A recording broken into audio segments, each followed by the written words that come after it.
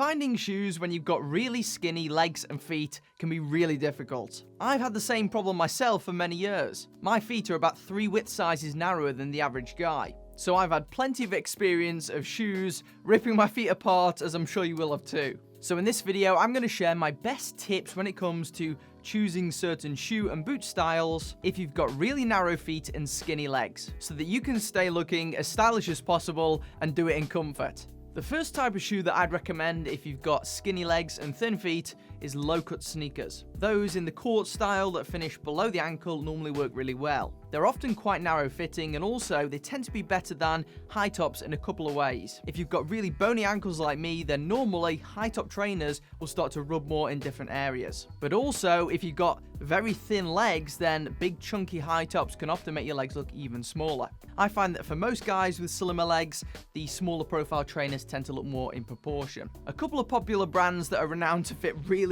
tight are Converse and New Balance. Converse in particular, whoever came up with those must have pins for feet, because even on my feet, they're tight on the width. Now, if you did want to go for some form of higher fitting shoe or boot, I'd recommend going for the Chukka Boot. I've seen plenty of people recommending Chelsea boots for slimmer feet, but personally, I prefer these for a few reasons. The main one being that because they've got laces, you can pull them tight, so you can ensure that they fit and stay on properly. The disadvantage with Chelsea boots, if you've got really skinny feet, is that you've got no real room for adjustment, and unless you manage to find some that are incredibly narrow fitting, which 99% of them aren't, you'll be left with a pair of boots that just flies off every time you try and walk in them. Admittedly, they do offer a slightly different aesthetic, but for most men with really thin feet, you'll find the Chukka boots to be more comfortable. I will link something like these boots if I can find them, or something similar in the description along with the rest of the shoes in this video. So what if boots are a no-go? Let's say it's summertime, quite a difficult time for lots of guys. My personal favorites as a guy with really thin feet is boat shoes. If it's really hot and I'm not wearing some form of sneakers, I'll probably be wearing something like this. There are various types of slip-on shoes that you can wear in summer that look great, but unfortunately, for skinny feet, I can't really recommend them. I have tried countless pairs of different types of slip-on shoes over the years, and none of which have managed to stay on my feet. Or if they have, then they've ripped the back of my heel to shreds. Once more, boat shoes offer some adjustability with the laces, which means that you can more easily pull them tight and find a shoe that's going to fit you properly. As with many types of shoes, there are loads of boat shoe designs out there that look horrific.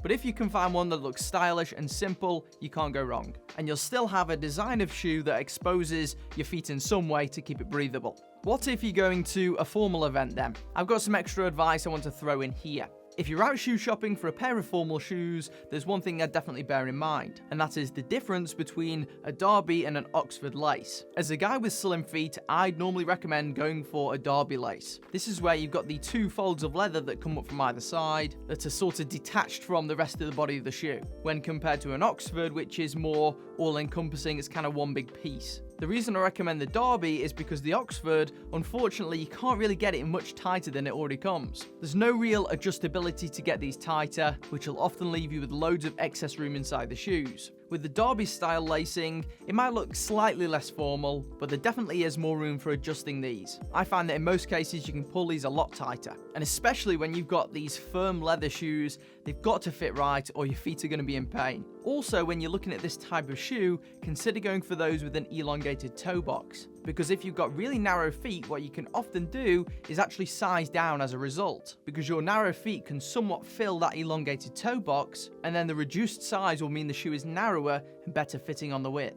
Also, if you have the option with all of these shoes that I mentioned in this video, then different width fittings could help you out. Unfortunately, I only predominantly see the standard width fitting and then like a wide fitting in most shoes. So for us guys with bony feet, we've got no chance. But there are some brands that do offer a narrow fit, many of which do come at significantly higher price points, annoyingly. But if you can find it, then obviously that's going to help you out and it'll prevent you from having to go to other measures. I have also seen an increase in companies offering customized footwear, where you can not only customize the design and look of the shoe, but also the specifications on how the shoe's going to fit. Once more, this is again seemingly at the higher price points, but if you are looking for a premium pair of shoes, then I'd certainly look at that if you've got particularly narrow feet. And this could also help you if you've got thin legs, because you can get a pair of shoes that's just the right width and proportion with your feet, making your legs look the right size. That being said, I want to throw in a couple of extra bonus tips that'll help you out. The first one is insoles. These things have been around for a while, but there is various different types. Essentially, these additional insoles go in and sit in the bottom of your shoe, over the top of the existing insoles, and help to fill some of the excess space, making the shoes fit slightly tighter, which is obviously an advantage if you've got really thin feet, because you're likely going to have shoes where your feet are bouncing around inside,